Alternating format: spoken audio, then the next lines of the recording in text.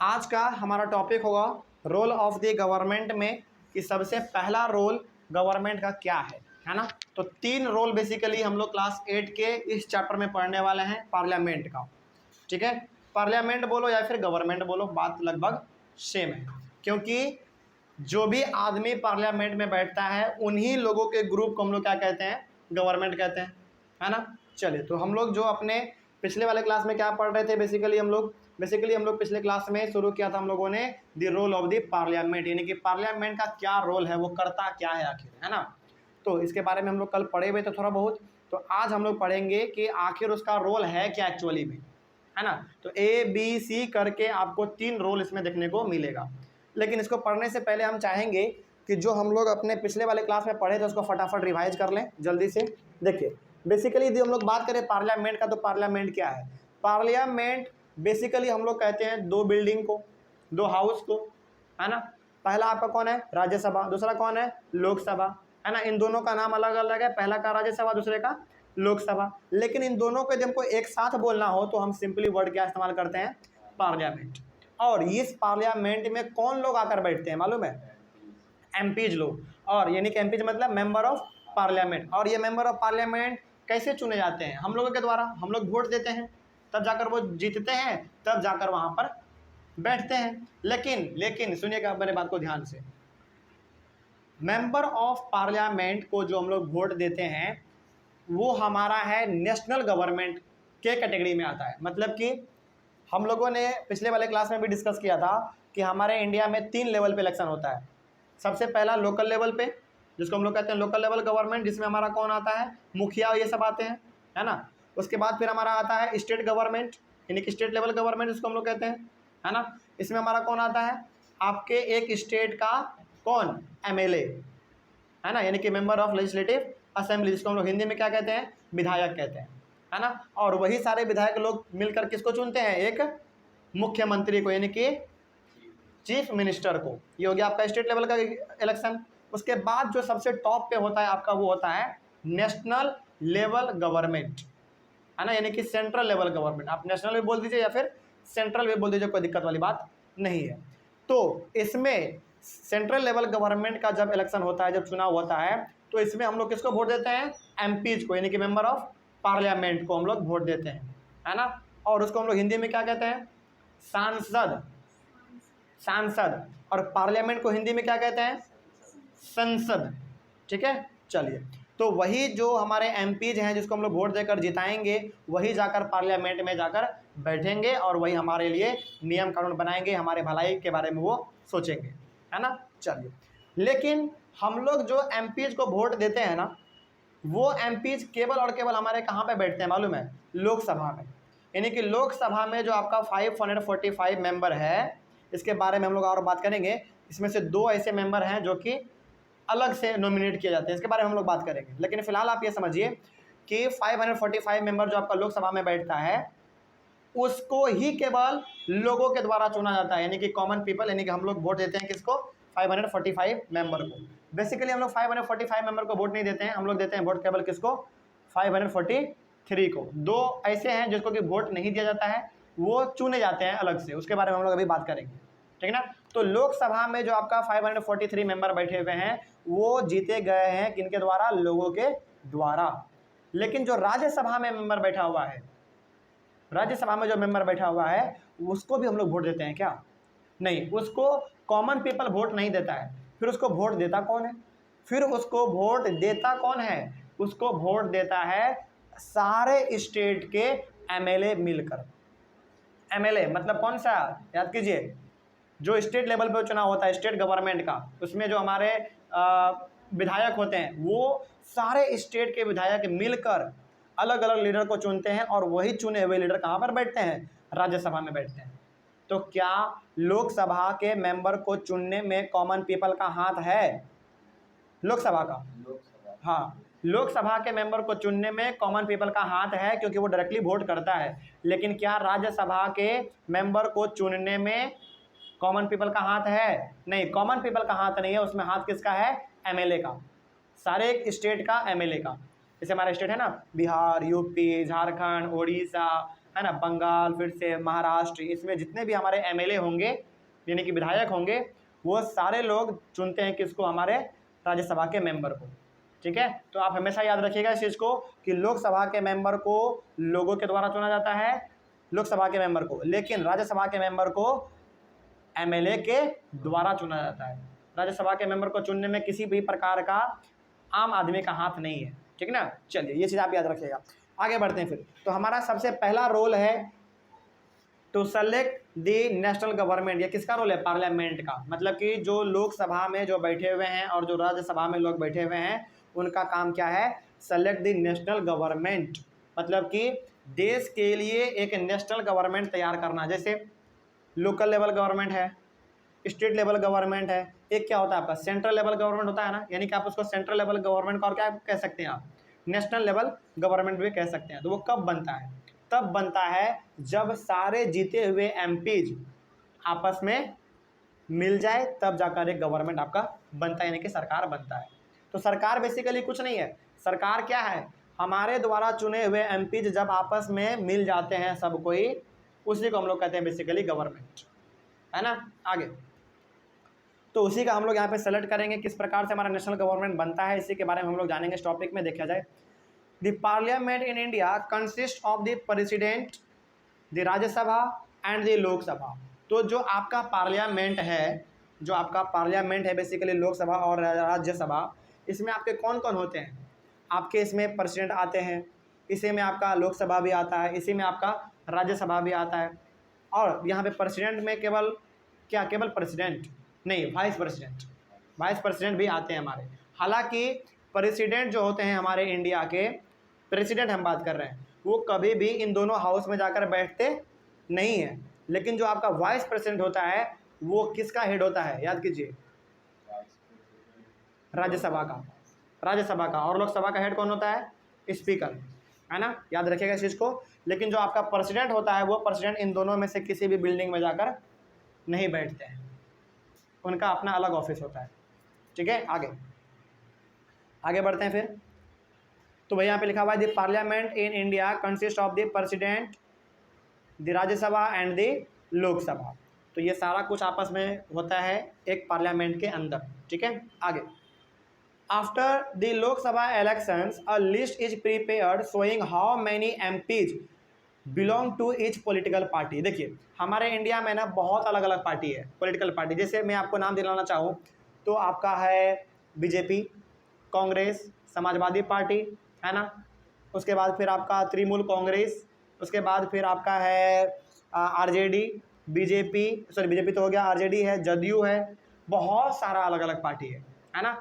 जब लोकसभा का चुनाव होता है, यानी कि जब आपका एमपी का चुनाव खत्म हो जाता है, तो उसके बाद एक पेपर तैयार किया जाता है। उस पेपर में ये लिखा हुआ रहता है कि किस पार्टी के एमपीज सबसे ज़्यादा जीते गए हैं। ये हम प्रोसेस बता रहे हैं कि किस प्रकार से आपका गवर्नमेंट बनता है ना। तो सबसे पहला क्या समझा आपने, सबसे पहला आपने ये समझा कि जब एमपीज का चुनाव हो जाता है तो उसके बाद एक पेपर तैयार किया जाता है, यानी कि एक लिस्ट तैयार किया जाता है जिसमें यह लिखा हुआ रहता है कि किस पार्टी से कितने एमपीज जीते गए। क्योंकि पार्टी तो सब अलग अलग है, हर एक पार्टी से हर एक लोग चुनाव में खड़ा होता है। वो अलग बात है कि कोई एक ही जीत पाता है एक जगह से, है ना। आगे बढ़ते हैं फिर। For a political party to form the government they must have a majority to elected members. मतलब क्या हुआ, मतलब ये हो गया कि यदि कोई गवर्नमेंट यानी कि कोई पार्टी चाहता है कि भारत में हमारा सरकार हो, तो क्या ज़रूरी है, ज़रूरी ये है कि वो पार्टी सबसे ज़्यादा एमपीज को क्या करे, जिताए। यानी कि मान लीजिए फॉर एग्जांपल, हम यहाँ पे एग्जांपल ले रहे हैं बार बार किसका, कांग्रेस और बीजेपी का। ठीक है, कांग्रेस और बीजेपी का, ये दोनों क्या है, हमारा पार्टी है, पॉलिटिकल पार्टी है। यदि मान लीजिए सपोज लोकसभा का चुनाव हुआ, लोकसभा में कितना एमपी, 545 एमपी, 545 में से 2 आप छोड़ दीजिए क्योंकि 2 अलग होता है, उसके बारे में हम लोग अभी बात करेंगे। तो कितना हुआ, 543 हो गया। तो 543 में आधा कर दो, 543 का कितना होता है, 543 का आधा 272। मतलब कि यदि बीजेपी 272 से ज़्यादा एमपीज को जिता देता है, यानी कि बीजेपी का 272 से ज़्यादा यदि एमपी जीतता है तो सबसे ज़्यादा एमपी किसका जीता? बीजेपी का जीता, है ना। तो कांग्रेस वाला क्या हो गया? हार गया, बीजेपी वाला जीत गया। तो अब यहाँ पे सरकार कौन बनाएगा, यानी कि गवर्नमेंट किसका होगा? बीजेपी का होगा, है ना। तो वही यहाँ पे लिखा हुआ है कि for a political party to form the government they must have a majority of elected MPs, यानी कि यदि किसी पॉलिटिकल पार्टी को गवर्नमेंट बनाना है, सरकार में आना है, तो ये जरूरी है कि उस पार्टी का सबसे ज़्यादा एमपी जितना चाहिए चुनाव में, है ना। तभी जाकर वो सरकार को बना पाएगा, यानी कि वो गवर्नमेंट को फॉर्म कर पाएगा, यानी कि इंडिया को वो चला पाएगा। ठीक है, आगे there are 543 elected member plus 2 nominated member in Lok Sabha. मतलब क्या हुआ इसका?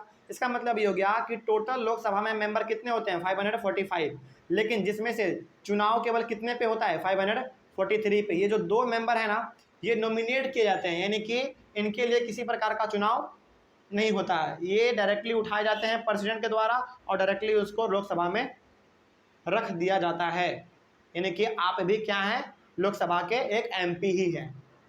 तो याद रखिएगा। कौन? हाँ बिल्कुल, जैसे ये जो आपका 2 मेंबर है ना, ये जो 2 मेंबर है आपका, देखिए, अच्छा आपको जानकर बड़ी हैरानी होगी कि प्रेसिडेंट भी हमारे कंट्री का जो होता है ना, वो किसी एक पार्टी का ही होता है।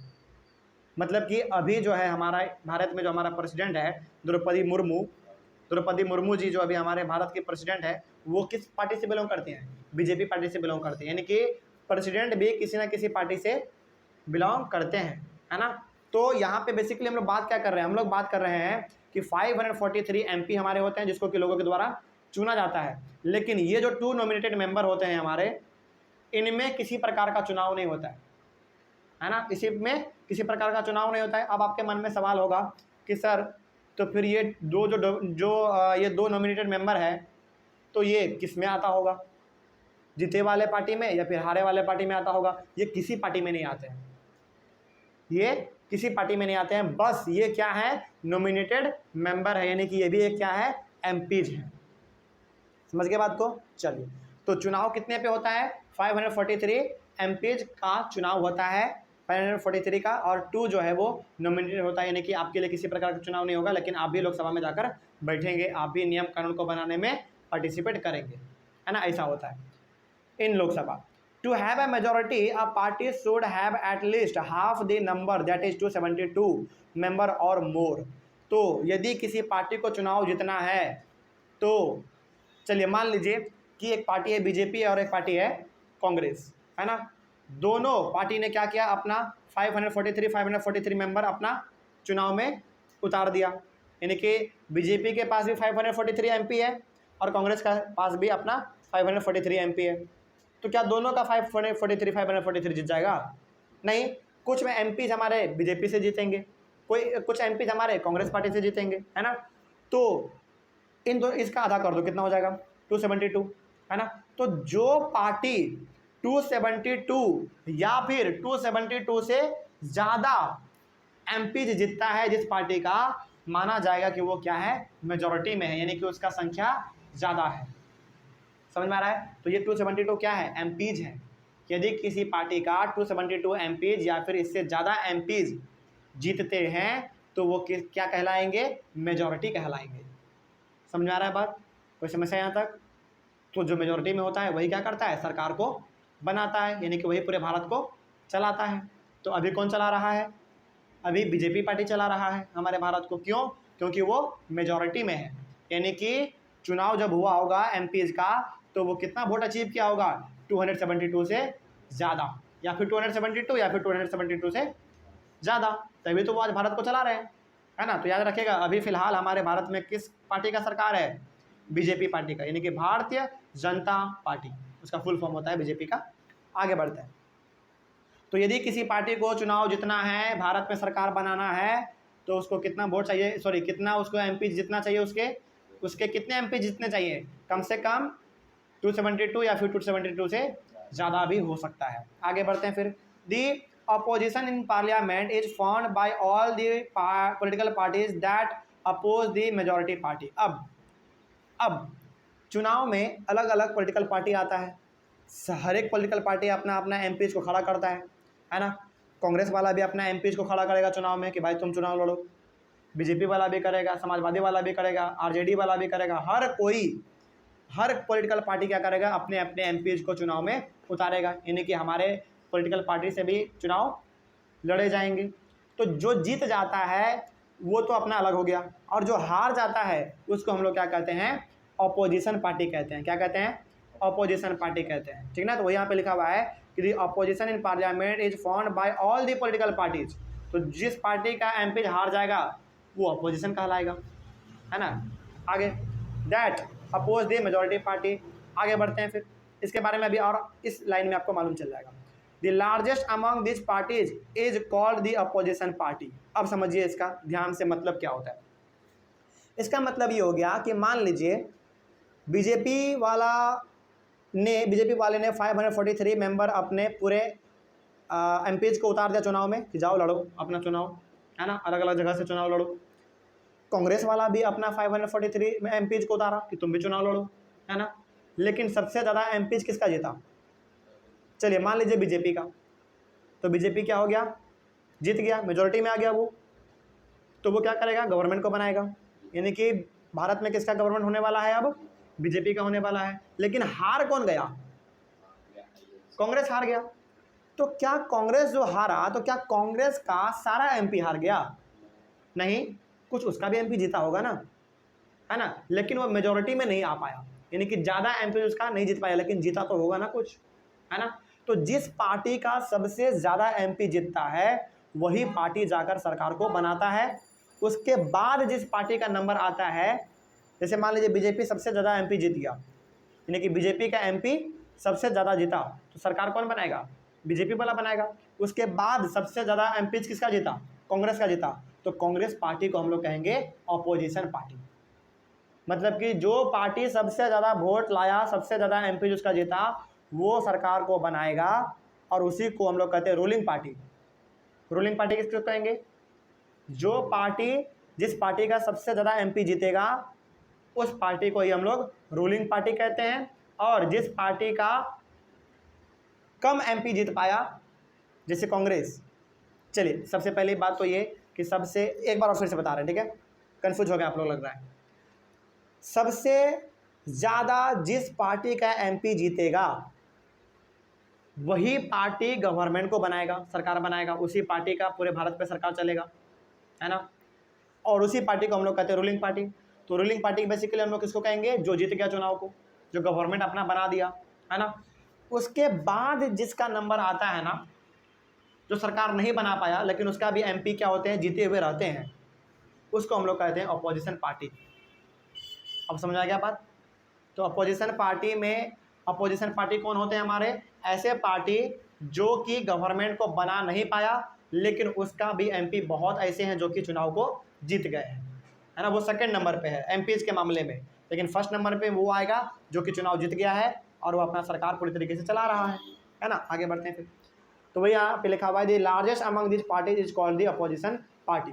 तो जो चुनाव नहीं जीत पाया, जो पार्टी चुनाव को जीता तो है, लेकिन यानी कि उसका मतलब ये हुआ कि उसके एमपी भी जीते हैं लेकिन इतना एमपी उसका नहीं जीत पाया कि वो पूरी तरीके से सरकार को बना पाए, गवर्नमेंट को फॉर्म कर पाए। तो उस जो सबसे ज़्यादा एमपीज को जितवाता है, जिस पार्टी से सबसे ज़्यादा एमपी चुनते हैं, जीतते हैं, वही वाला गवर्नमेंट बनाता है। उसके बाद जो हमारा आता है पार्टी, उसको हम लोग कहते हैं अपोजिशन पार्टी, ठीक है। चलिए आगे बढ़ते हैं फिर।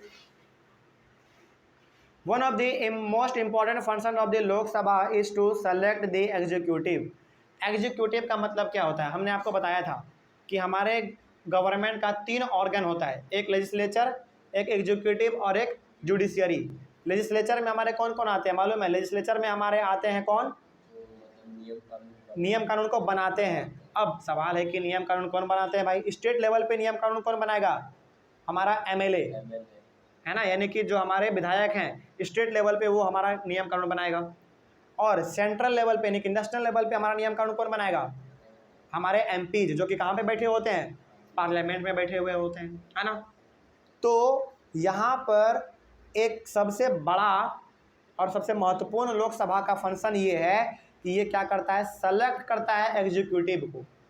मतलब कि हमारे द्वारा यानी कि पार्लियामेंट के द्वारा जो नियम कानून बनाया जाएगा उसको पालन कौन करवाएगा, है ना। जैसे मान लीजिए पिछले वाले क्लास में हमने आपको एग्जांपल दिया था हेलमेट का, कि जो भी आदमी बाइक चलाएगा रोड पर उसको हेलमेट पहनना पड़ेगा। नियम तो बन गया पार्लियामेंट में, लेकिन इस नियम को पालन कौन करवाएगा, कौन करवाएगा पालन। तो कौन आते हैं हमारे पास, पुलिस आते हैं, एसपी आते हैं, डीएम आते हैं, है ना, फिर से हमारे सिपाही आता है। ये सारा क्या है, हमारा एग्जीक्यूटिव भी तो है। समझ में आ रही है बात। तो पालन करवाने का जो जिम्मा है वो हमारा कौन तय करेगा, लोकसभा तय करेगा कि हमारे द्वारा जो नियम कानून बनाया जा रहा है उसका पालन कौन करवाएगा, कैसे करवाएगा। और जो नियम कानून का पालन करवाता है उसी को हम लोग कहते हैं एग्जीक्यूटिव। तो हमारा जो पुलिस है, जो हमारा ट्रैफिक पुलिस है, जो हमारा एसपी है, डीएम है, ये सब हमारे क्या है, एग्जीक्यूटिव है। ठीक है, आगे बढ़ते हैं।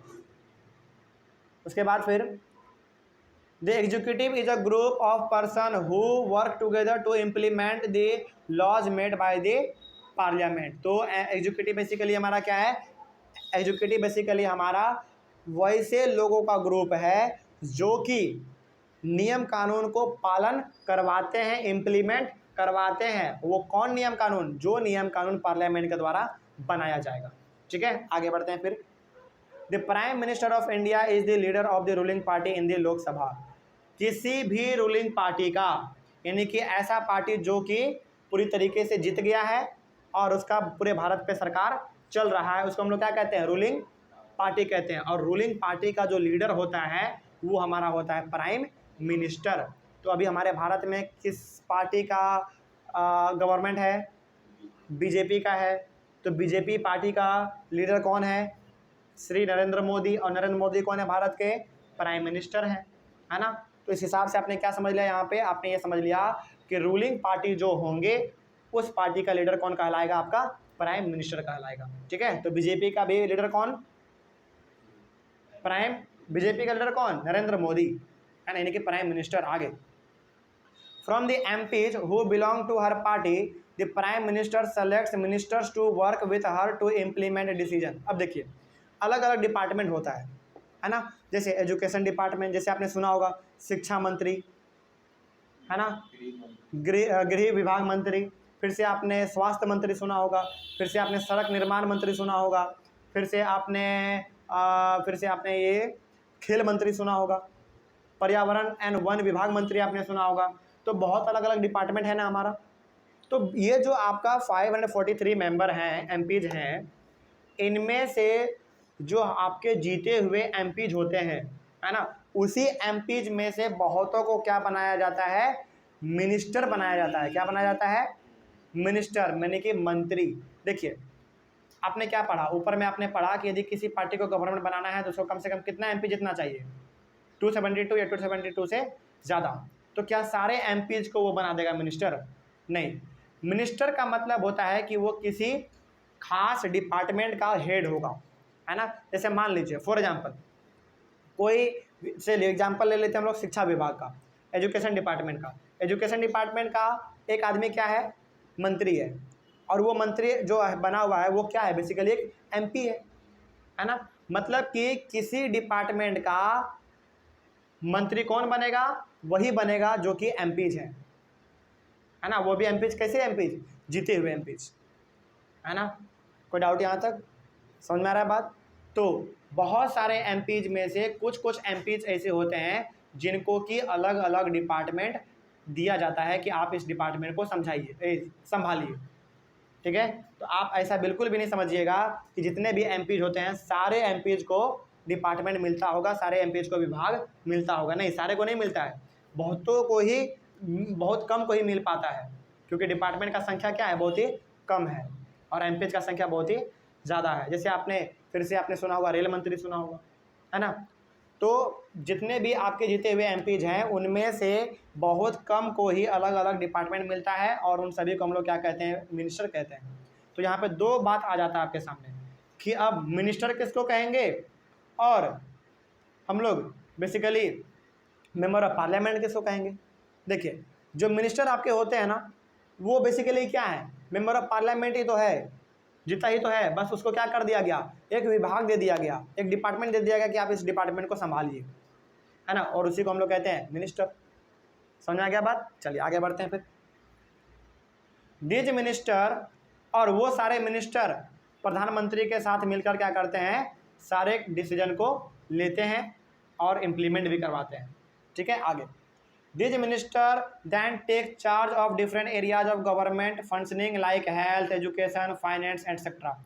तो बहुत एमपीज हमारे ऐसे होते हैं जिनको कि हेल्थ विभाग दे दिया जाता है कि जाइए आप स्वास्थ्य विभाग संभालिए, शिक्षा विभाग संभालिए, पैसा कौड़ी वाला आप विभाग संभालिए, है ना। यानी कि अलग अलग डिपार्टमेंट का अलग अलग इंसान को मंत्री यानी कि मिनिस्टर बनाया जाता है। ठीक है ना, आगे बढ़ते हैं फिर। It is difficult for a single political party to get the majority that is required to form the government। देखिए बहुत बार ऐसा होता है ना कि बहुत सारा पार्टी क्या किया, अपने अपने एमपीज को चुनाव में उतारा कि हम लोग भी क्या करेंगे, चुनाव को लड़ेंगे।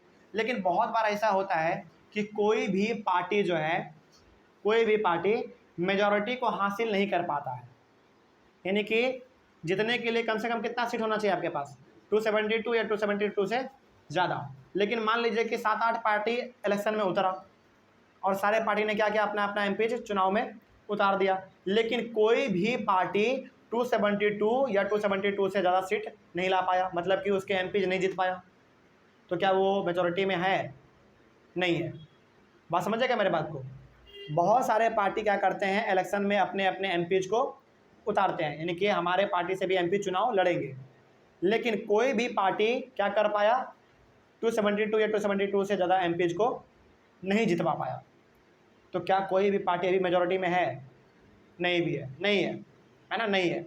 अब मेजॉरिटी में आने के लिए क्या करते हैं, एक पार्टी दूसरे पार्टी के पास जाता है, कहता है कि भाई देखो हमारे पार्टी से इतना एमपी जीता है और आपके पार्टी से इतना एमपी जीता है, यदि हम दोनों को आपस में मिला दें, जोड़ दें, तो हम लोग क्या कर सकते हैं, मेजॉरिटी में आ सकते हैं। यानी कि हम लोग 272 या 272 से ज़्यादा एमपी हमारे पास हो जाएगा।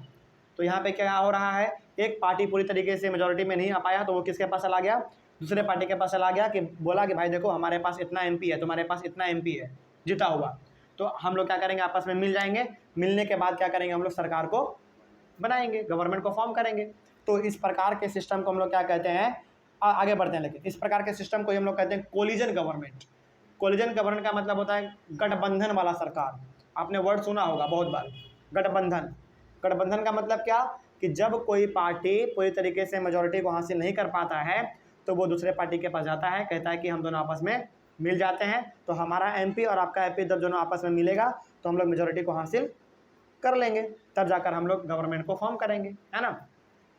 आगे बढ़ते हैं, इसी को हम लोग कहते हैं कोलिजन गवर्नमेंट। देखिए देन जब वो लोग मेजॉरिटी को हासिल नहीं कर पाते तब क्या करते हैं, then they join together with different political parties who are interested to form government.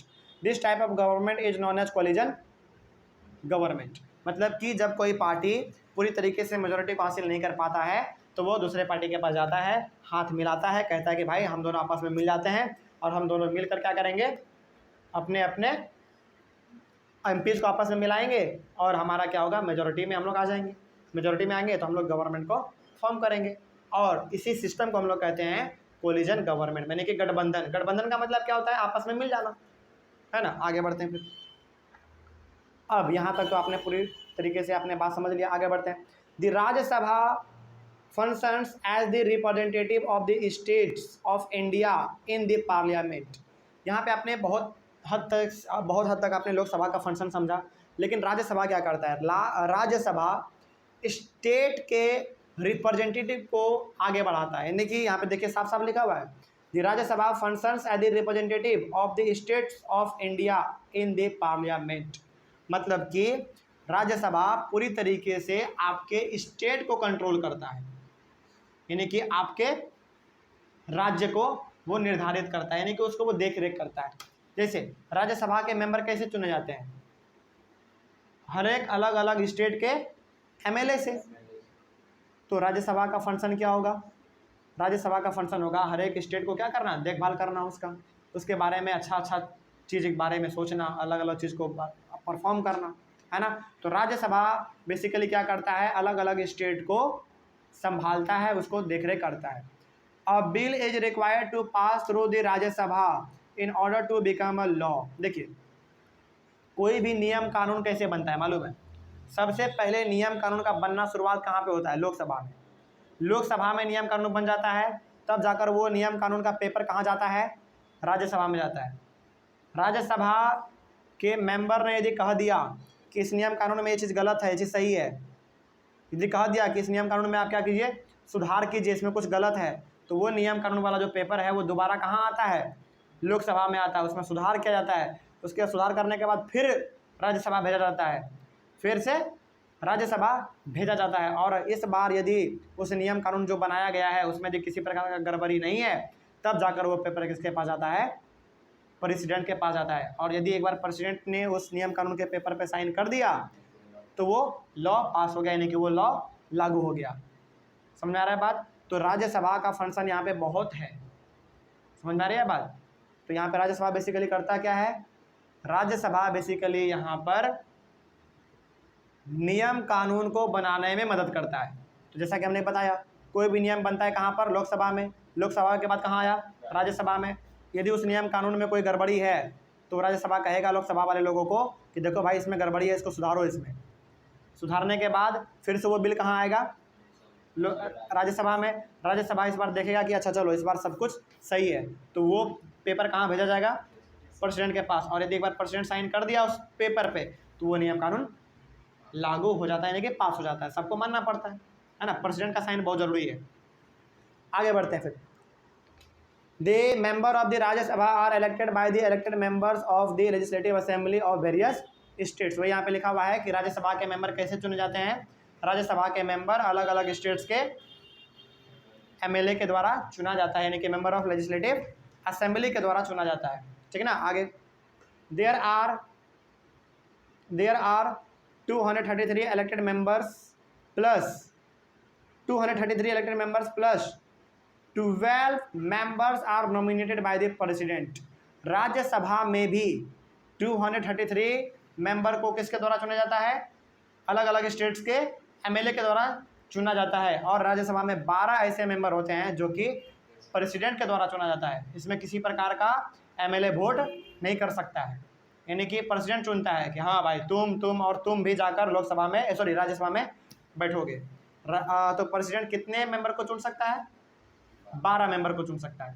कहाँ पर बैठने के लिए, राज्यसभा में बैठने के लिए, काम करने के लिए, ठीक है। तो इस प्रकार से आपने पूरी तरीके से पढ़ लिया किसके बारे में, नेशनल गवर्नमेंट किस प्रकार से हमारा बनता है, इसके बारे में। कोई डाउट इसमें? चलिए तो अगले वाले क्लास में हम लोग डिस्कस करेंगे to control, guide and inform the government. ये भी एक फंक्शन है आपका, किसका, पार्लियामेंट का रोल है ना। इसके बारे में हम लोग अपने अगले वाले क्लास में डिस्कस करेंगे। Thank you very much and have a nice day.